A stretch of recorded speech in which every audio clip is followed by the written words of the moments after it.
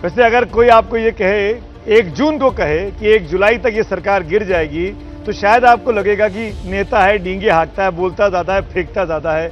लेकिन दरअसल हुआ ऐसे ही।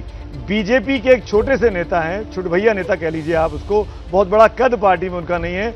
उन्होंने इस बात का ऐलान 1 जून को कर दिया था कि उद्धव सरकार 1 जुलाई नहीं देख पाएगी, 30 जून तक सरकार गिर जाएगी। और वही हुआ।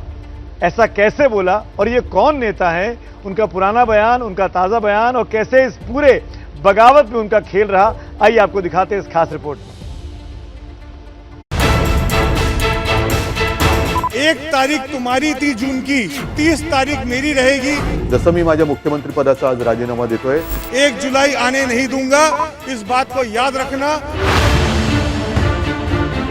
महाराष्ट्र में खेल एकनाथ शिंदे ने किया, लेकिन सुर्खियों में मोहित कंबोज का बयान है, जिन्होंने 2 जून को उद्धव सरकार की विदाई की तारीख तय कर दी थी, वो भी मीडिया के सामने बाकायदा खुल्लम खुल्ला सीना ठोककर, चैलेंज देकर।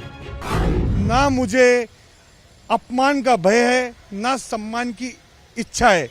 ये लड़ाई, ये जंग मेरी जारी रहेगी और जिसने ये पूरा रचा है, 1 तारीख तुम्हारी थी, 30 तारीख मेरी रहेगी, इस बात को मीडिया से सुन लेना।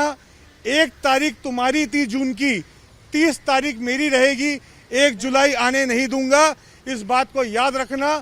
जिस कैबिन में बैठ के राइट हैंड साइड में तुम टीवी पे ये इंटरव्यू देख रहे हो, उसी में बोलता हूँ कसम माँ गंगा की, कसम महादेव की, कसम महादेव की, मैं भी उत्तर भारत से हूँ और इसका जवाब 30 दिन के अंदर दूंगा। मोहित कंबोज ने 2 जून को जैसा कहा, 28 दिन बाद हूबहू वैसा ही हुआ। 29 की देर रात उद्धव ठाकरे ने इस्तीफा दिया, 30 को बीजेपी सत्ता में आ गई और कंबोज के दावे पर मोहर लग गई। मी एकनाथ संभाजी शिंदे ईश्वर साक्ष शपथ घेतो की माझी कामे निष्ठापूर्वक व शुद्ध बुद्धीने पार पाडीन। क्या मोहित कंबोज जानते थे शिवसेना में बगावत होने वाली है? क्या मोहित कंबोज जानते थे शिंदे गुट आखिरी हफ्ते में उलटफेर करेगा?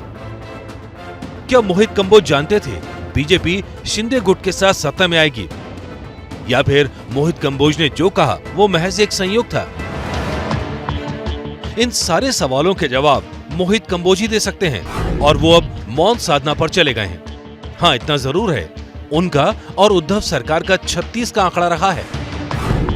इंडियन ओवरसीज बैंक फ्रॉड मामले में मुंबई पुलिस की आर्थिक अपराध शाखा ने बीते मई में कंबोज के खिलाफ केस दर्ज किया था। आर्म्स एक्ट, स्टेट जीएसटी और बीएमसी की तरफ से भी कंबोज को हाल फिलहाल में कई नोटिस दिए गए थे। राज्य सरकार की तरफ से उनको थोक के भाव से दिए गए नोटिस और दर्ज किए गए केस की वजह से ही कंबोज 2 जून को उद्धव पर भड़के थे और उनके मुंह से 30 तारीख तक सरकार जाने की बात निकली थी। कंबोज देवेंद्र फडणवीस के चुनावी अभियान की योजना बनाने में सक्रिय रूप से शामिल रहे हैं, इसलिए उन्हें फडणवीस का करीबी भी माना जाता है। हालांकि कंबोज का नाम तब सुर्खियों में आया जब नवाब मलिक ने आरोप लगाया आर्यन का केस फिरौती और किडनैपिंग का है, जिसके मास्टरमाइंड मोहित कंबोज हैं। हनुमान अजान विवाद में भी लाउडस्पीकर बांटने की वजह से कंबोज चर्चा में रहे और अब उनका बयान चर्चा बटोर रहा है, सोशल मीडिया पर खूब शेयर किया जा रहा है।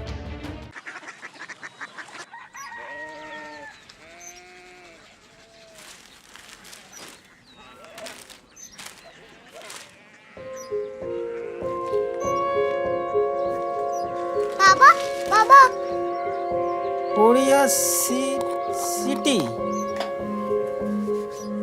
जानी ना।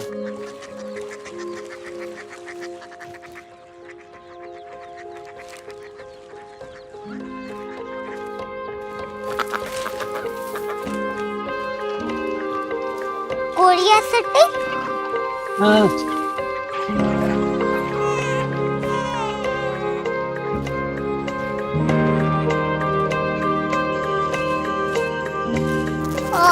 कोरिया सिटी कहाँ पे है? शहर अंग्रेजी लगे हैं।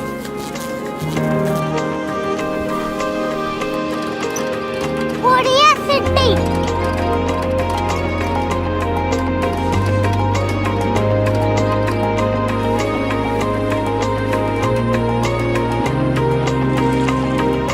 वो बहुत दूर है।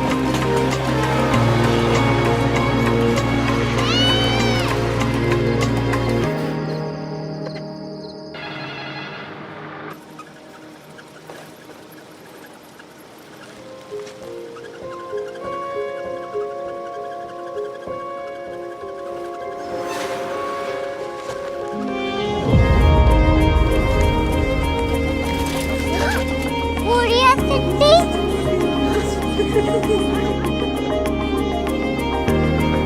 दुनिया कुछ लोग बड़े होते हैं। कोरिया सिटी कहाँ है? प्रोफेसर साहब को पता होगा। हो, ये छोटा वाला ग्लोब लगता है और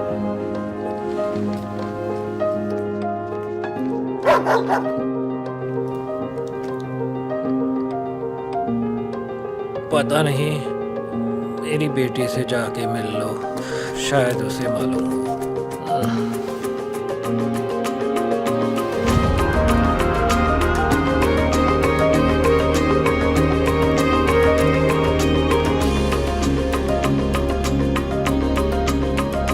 हाय, बाबा ने भेजा है। Come here. Korea city. Korea city नहीं, क्यूरियोसिटी। वो क्या? That's what brought you here? जो तुम्हें यहाँ तक ले आया। क्यूरियोसिटी।